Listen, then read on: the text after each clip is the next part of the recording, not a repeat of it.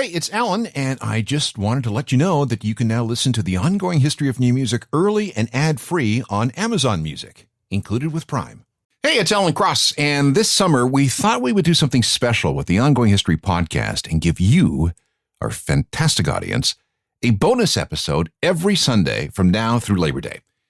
We're going all the way back to the spring of 2010 and a 15-part deep dive into the history of alternative rock. It's the History of Alt Rock series. So every Sunday, you'll get a brand new episode of this series that examines every single facet of alt rock from the 1950s right up to, well, pretty much today. And don't worry, because we'll have a brand new episode of the Ongoing History podcast for you every Wednesday as well. So you're getting 2 podcasts every week now through Labor Day. I hope you enjoy. And thanks for supporting the Ongoing History of New Music.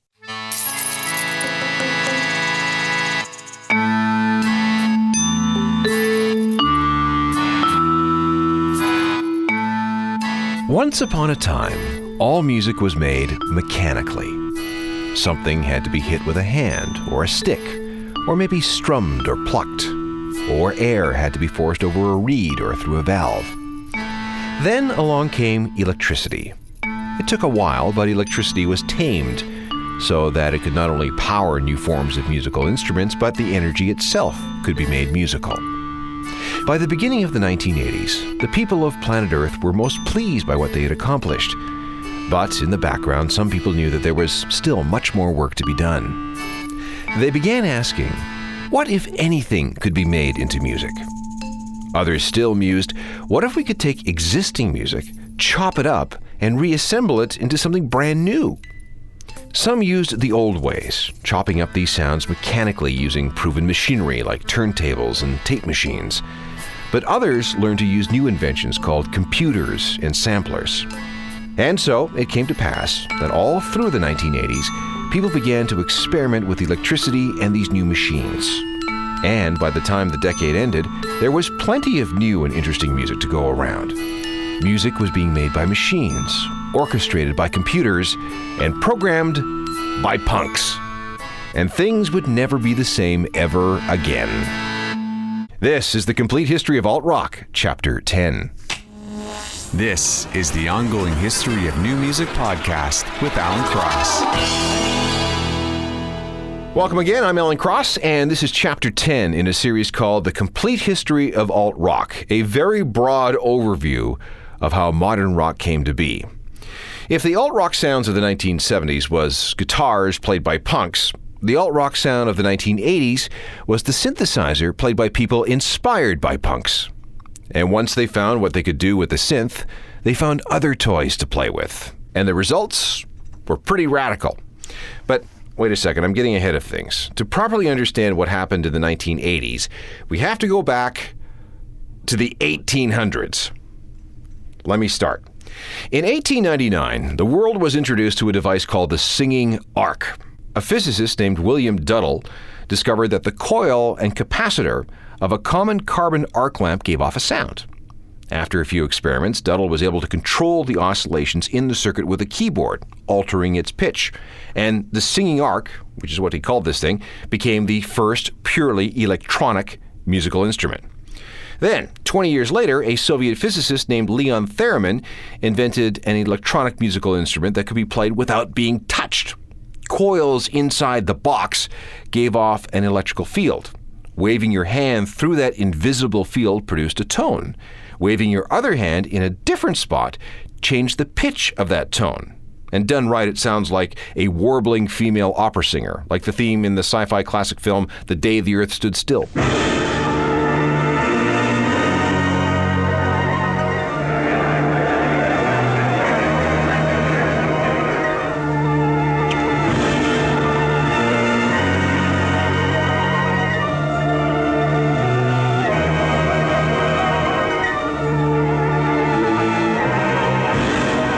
In the 1960s, groups like the Beach Boys and Led Zeppelin experimented with theremins. You know that thing in Good Vibrations? That's a theremin. That wild, goofy solo in the middle of Whole Lotta Love? A theremin. Okay, back up again. The late 20s and early 30s saw a series of new electronic instruments. There was the Martineau, the Trautonium, the Emicon, the Electrond, the Novochord, the Obukov, and here's my absolute favorite, the electronic sackbut. It was invented in 1946 by a Canadian named Hugh Lacane. Why he called it the electronic sackbut, I have no idea. Anyway, most of these machines weren't very friendly. They were ornery, they were tough to use, and some were just too damn big. The teleharmonium, which was one of these instruments, weighed over 200 tons, and it had to be moved from place to place on railway cars. In 1938, an inventor named René Bertrand introduced something called the oscillator. This was a device that allowed an operator more control over electronically produced tones. In the 1950s, West German Radio built an experimental electronic studio. Columbia University in New York constructed a synthesizer that filled an entire room and could only be programmed by making hundreds of connections with patch cords. Then a breakthrough. 1963, an inventor named Don Buckla came up with a voltage-controlled synthesizer, a little black box that could tame electronically generated sounds with much greater precision than ever before. He was followed by Dr. Bob Moog. In less than 2 years, with the support of Columbia, Princeton, and the University of Toronto, he found a way to shrink the synthesizer to a commercially feasible size. Didn't have to fill a room anymore. You could actually bring it down to something reasonable, like a kitchen. Now, we've already covered this in a previous chapter, but it's worth trotting out again. In 1967, the synthesizer made its debut in the world of rock and roll.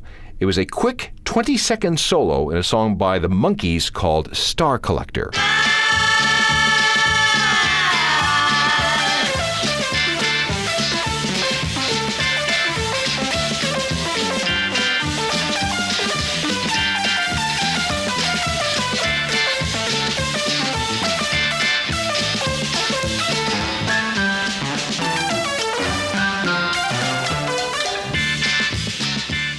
Now, that was cool and everything, but few musicians took the notion of pure electronic music seriously. It was okay for the odd effect. Even the Beatles agreed about that. But to make music that was purely electronic? Forget it. That is until 1968, when a classical musician named Walter Carlos decided to record some Bach. And heresy of heresies, he did this without using a symphony orchestra. Carlos worked with Dr. Bob Moog to perfect the synthesizer. They collaborated on what sounds it produced and how those sounds could be controlled and manipulated. And the result was an all-electronic 1968 album, Switched on Bach, which sold more than 1 million copies. Just a quick aside here, Walter Carlos dropped out of sight in the early 1970s after composing the all-electronic score for the Stanley Kubrick movie A Clockwork Orange. The profits from those bold synthesizer experiments paid for a sex change operation, and now Wendy Carlos lives and works in New York City.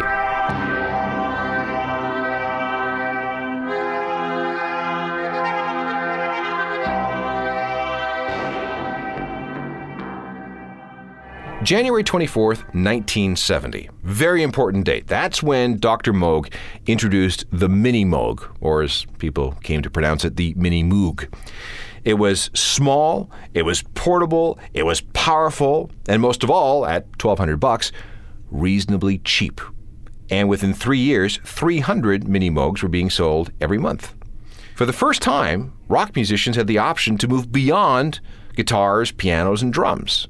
And here is when we finally made contact with the history of alt-rock.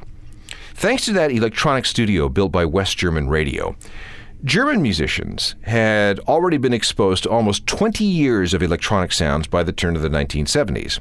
And like we discussed in Chapter 6, many young Germans turned to electronics as a way of creating a musical identity distinct from the rock and roll that the British and the Americans were making. There were groups like Can and Tangerine Dream, and most important of all, Kraftwerk. I know we've talked about them before, but we need to bring them up again. In 1974, they released a totally electronic album entitled Autobahn, and a drastically edited version of the 23-minute title track became a worldwide pop hit. It's a simple song, really, about the joys of driving through the German countryside in their Volkswagen. And the sounds that we hear on this record were actually recorded by the members of the band in their people's car.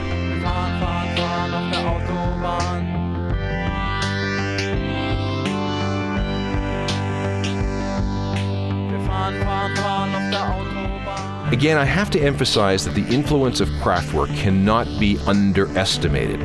They showed how synthesizers could be applied to pop music in meaningful ways. Those who were inspired by punk but bored with guitars took a lot of lessons from Kraftwerk. And by the beginning of the 1980s, synthesizers were everywhere. And this brings us to the techno-pop sounds of the 1980s. Depeche Mode, Human League, Yazoo, Visage, and again, this is all material that we covered in Chapter 6. But as modern as the polyphonic synthesizer was, people just couldn't stop tinkering with the new inventions. For example, the guitarist? Already gone. Next guy to get rid of? The drummer. But you had to have something keeping the beat, right? This is an issue that goes back to at least the 1930s when Leon Theremin, yeah, the same guy, helped develop a device called the Rhythmicon.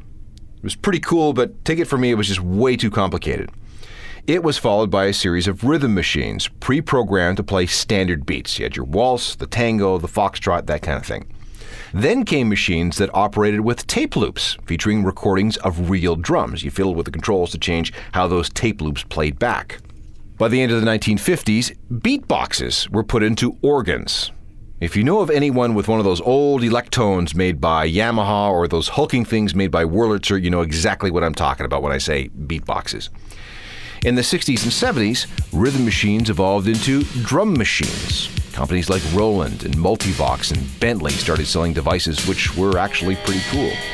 The New German electronic bands loved them. And for the record, a little aside here, the first rock band to use a drum machine for an entire album was a group called Kingdom Come, 1972. In the technopop days, rhythm tracks were often pre-recorded and played back on stage using prominently displayed reel-to-reel tape machines.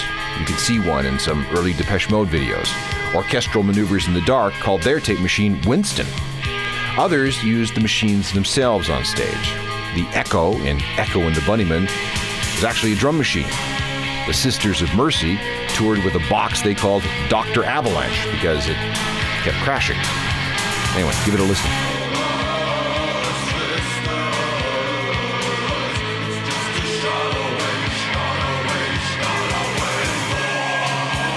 Flesh and Blood drummers really got nervous through the 1980s, especially after Roland unveiled the TR-808. This was an analog drum machine with a unique sound that many people found inspiring.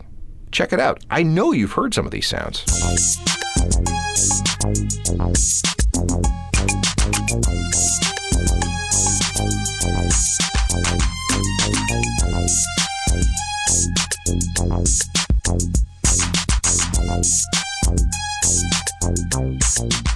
So we have keyboard synthesizers and drum machines.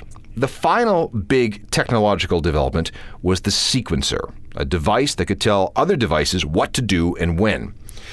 In 1978, Roland introduced the MC4, one of the first truly useful sequencers. It could store about 12,000 notes, which was awesome, except that they had to be entered one by one. And once all that programming was done, the data was stored on a cassette tape. Can you imagine losing that data? It was absolute hell to operate, but once you got it right, all you had to do was hit the start button, and the MC4 would launch a series of synthesizer events. It would sequence them without the need for further human intervention. And it's stuff like this that allowed groups like the Human League to leave the studio and hit the road. Listen to how this song is pieced together as the sequencer triggers event after event.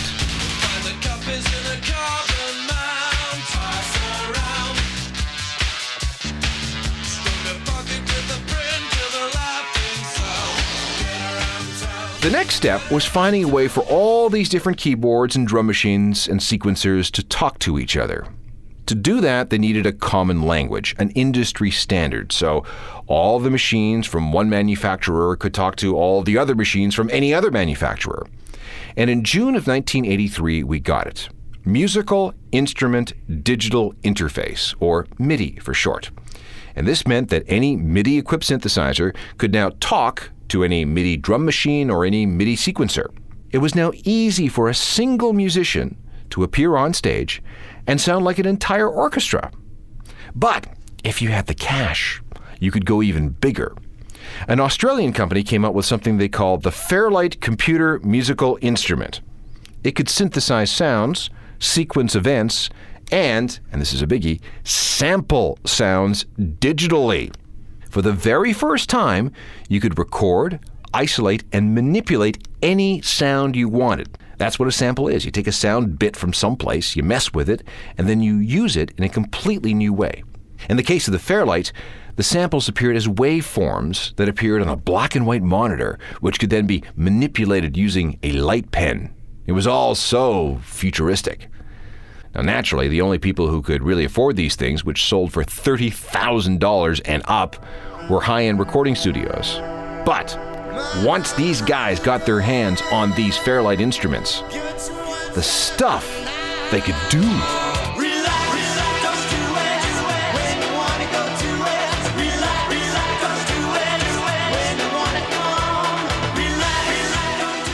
Frankie Goes to Hollywood and Relax from 1984.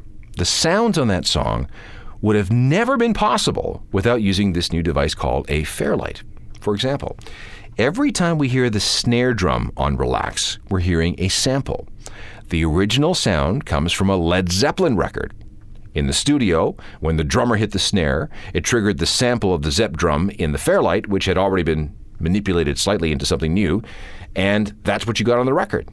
Back then, this was absolute magic. Peter Gabriel did the same thing with his So album. Stuart Copeland is credited with playing on the record, but all he really did was contribute the snare drum sound sampled from some old Police record. This got people thinking, if you could sample something like a snare drum, why not something else? Why not something longer? Great question. That's where we'll pick it up in a second. This is Chapter 10 in a series called The Complete History of Alt-Rock, and this time we're talking about some major technological advances in the 1980s that made a whole new type of music possible. Now let's go deeper into the concept of sampling. This is where the composer surgically excises a sound from a source, any source, for use in another composition. The length of this sound can be anywhere from a fraction of a second to, however long you want it to be. Once the sample is isolated, it can be used as is, or it can be further manipulated with a computer or a specialized device like the Fairlight or the devices from their competitors like Synclavier and a company called EMU Systems. Michael Jackson used some EMU gear on his Thriller album. $10,000 bought you a machine that could sample anything, just as long as the sample wasn't longer than 2 seconds. The result can be used to add spice to a song, or a series of samples can be stitched together to create a completely brand new song. It's the musical equivalent of constructing a cool Frankenstein monster. No new parts, necessarily, just a collection of used pieces, carefully assembled in creative ways. But, this really wasn't all that new. Sampled sounds started appearing in music in the 1940s when magnetic recording tape first appeared. It could be anything from standard sound effects to manipulated shortwave radio interference. Some musicians employed the philosophy of found sound, meaning that they incorporated the sounds of everyday life into their music. For example, Canada's Skinny Puppy used bits of dialogue lifted directly from movies to augment their sound as early as 1983.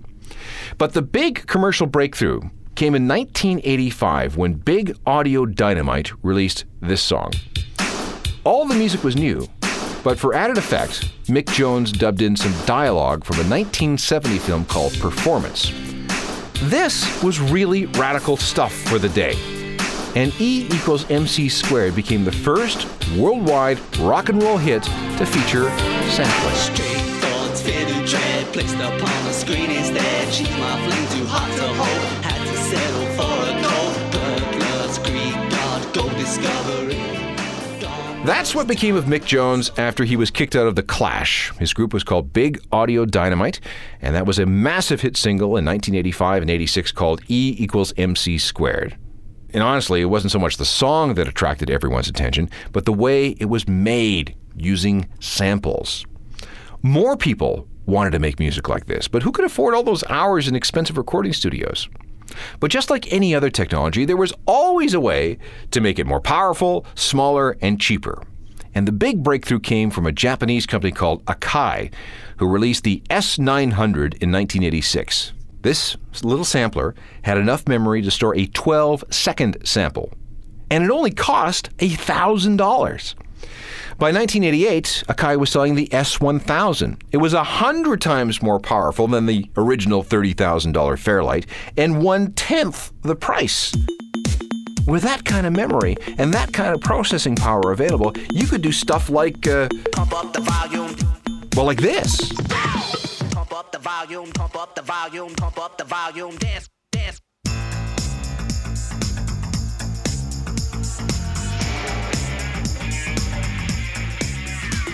That's a made-up studio creation called Mars from 1987. A Frankenstein monster of a song called Pump Up the Volume. This was an absolutely huge record in the history of sampling and studio technology. Remember the last show when we talked about 4AD, the adventurous British indie label? They were the people behind Mars. Ivo Watts Russell, the guy running the company, assembled a bunch of musicians from his label and a couple of DJs. Classic beats were cut in with samples from other records. There were several rap groups involved, including Eric B. and Rakim. There was an Israeli pop singer named Afra Haza. There was James Brown, and in there someplace is a recording of the Iranian Revolutionary Army Chorus. This one-hit wonder got so many people excited about the new technologies that were now available to make music. It also introduced them to a place they thought they'd never go back to, the dance club. Hold that thought. Back in a second. For many music fans, disco killed dancing dead. Paying to dance in a dark room, drinking overpriced beers while some guy played records just sucked. But things do change.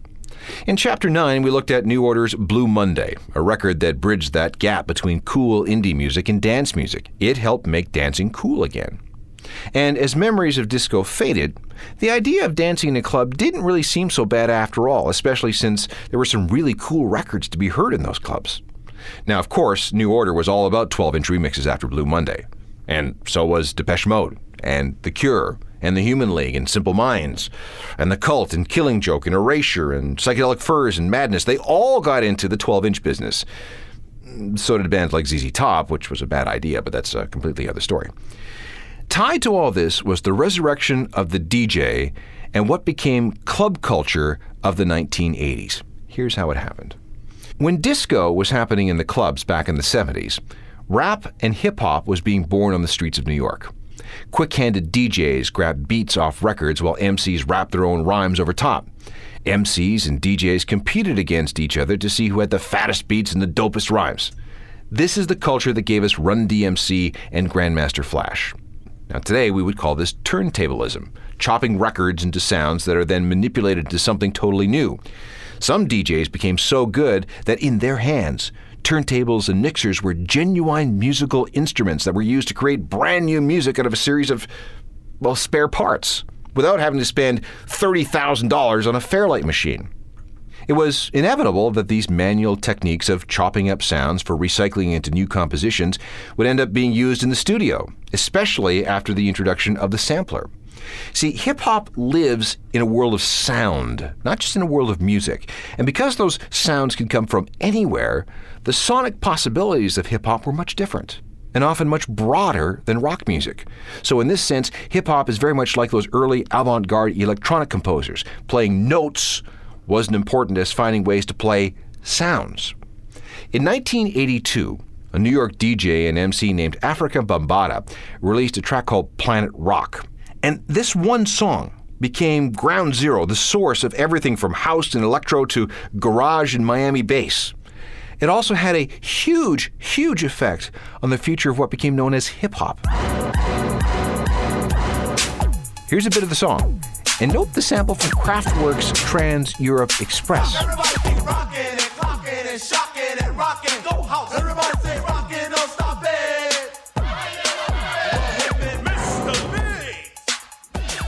Africa Bambaataa and Planet Rock, one of the most influential records of the 1980s, and he is recognized as one of the founding fathers of rap. And by extension, we must give respect to Kraftwerk. Now let's skip over to Detroit.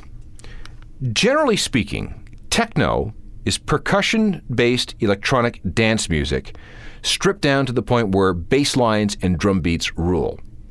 Techno's roots lie in the earliest synthesizer pioneers and the avant-garde electronic composers, plus Kraftwerk and Bowie and the English technopop scene and Africa Bambaataa and all those quick-handed DJs stealing power off streetlights to power their mixers and turntables and mics. But it took this small scene in Detroit to take all those elements and put them together in a new and highly influential way. In fact, this scene was so small it can be traced to just 3 friends: Kevin Saunderson, Juan Atkins, and Derek May. These guys were fascinated by all those artists I just mentioned, plus Motown and disco and dance music in general.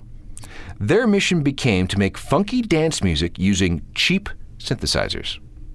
These sounds moved to Chicago, where they took on a slightly different flavor thanks to a DJ named Frankie Knuckles, who spun some awesome sets at a club called The Warehouse, and soon this Chicago style became known as house music. New York got into the act. Miami had its own version, and eventually it all jumped over the Atlantic to the UK.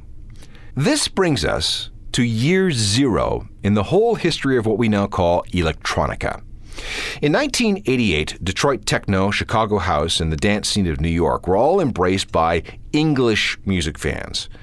It also helped that this was the summer the kids all started getting into a new drug called ecstasy. This was called the Summer of Love, the beginnings of a new dance culture in the UK. It was rave culture. It wasn't about a band or a song.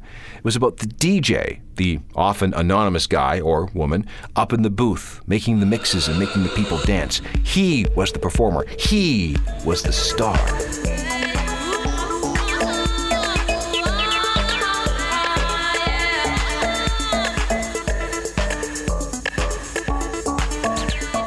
A guy called Gerald.